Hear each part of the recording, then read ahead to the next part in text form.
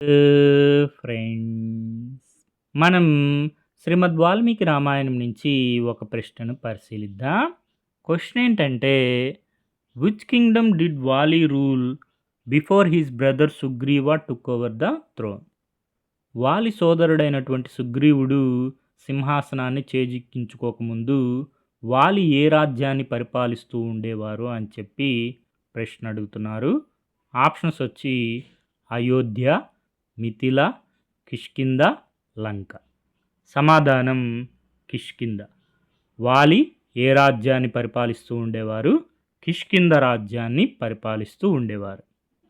మనం శ్రీమద్ రామాయణం కిష్కిందాకాండము 14వ సర్గలో పరిశీలిస్తే అందరూ కిష్కిందా నగరము ప్రవేశించారు. సుగ్రీవుడు రామునితో ఇలా అన్నారు: రామ, ఇదే కిష్కిందా నగరం. ఇక్కడ ద్వారములన్నీ బంగారంతో నిర్మించారు. ఇక్కడ అనేక యంత్రములు అమర్చబడ్డాయి. వాలిని చంపడానికి తగిన కాలము సమీపించింది. నీవు దానిని సఫలం చేస్తావని ఆశిస్తున్నాను అని అన్నాడు అనుమానంగా సుగ్రీవుడు. సుగ్రీవుని మనస్సులోని సందేహాన్ని గ్రహించాడు రాముడు. అతని మనస్సులోని సందేహ నివృత్తి కోసం ఇలా అన్నారు: సుగ్రీవ, ఈసారి వాలిని గుర్తుపట్టడంలో పొరపాటు జరగదు. ఎందుకంటే నీ మెడలో ఉన్న గజమాల నువ్వు సుగ్రీవుడు అని తెలియచేస్తుంది. ఒకే ఒక్క బాణంతో నేను వాలిని చంపుతాను. నీవు నిశ్చింతగా ఉండు. ఈసారి వాలి నా కంటబడి తప్పించుకుంటే నువ్వు నన్ను తప్పుబట్టు, నన్ను నిందించు. నీ ఎదురుగానే కదా నేను 7 సాల వృక్షములను ఛేదించాను. ఈ వాలిని చంపడం పెద్ద కష్టమేమీ కాదు. నన్ను నమ్ము. నేను ఎన్ని కష్టములలో ఉన్నా ఎప్పుడూ అసత్యం చెప్పలేదు. ఇక మీదట కూడా అసత్యం చెప్పలేను. నేను నా ప్రతిజ్ఞను నెరవేర్చుకుంటాను. ఇది సత్యము. నీలోని భయాన్ని వదిలిపెట్టు.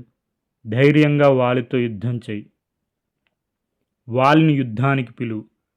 అతడు బయటకు వచ్చేటట్టు చెయ్యి. నీవు యుద్ధమునకు పిలవగానే వాలి బయటకు వస్తాడు.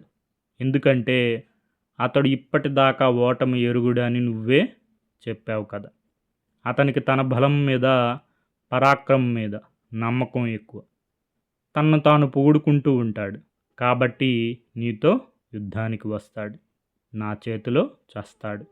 మరొక విషయం, అతను ఇప్పుడు స్త్రీలతో కామభోగములు అనుభవిస్తూ ఉంటాడు.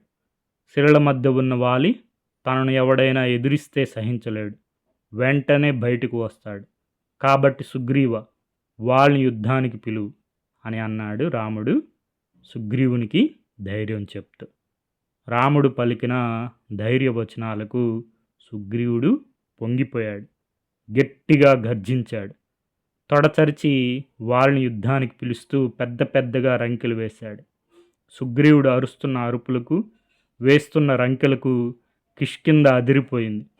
వాలి బయటకు వచ్చే వరకు సుగ్రీవుడు అలా అరుస్తూనే ఉన్నాడు. ఈ వృత్తాంతం శ్రీమద్ రామాయణం కిష్కిందాకాండము 14వ సర్గలో ఉంటుంది. మూలం శ్రీమద్ రామాయణం కిష్కిందాకాండము, తేట తెలుగులో మొదలి వెంకట సుబ్రహ్మణ్యం గారు. Okay friends, thank you for watching.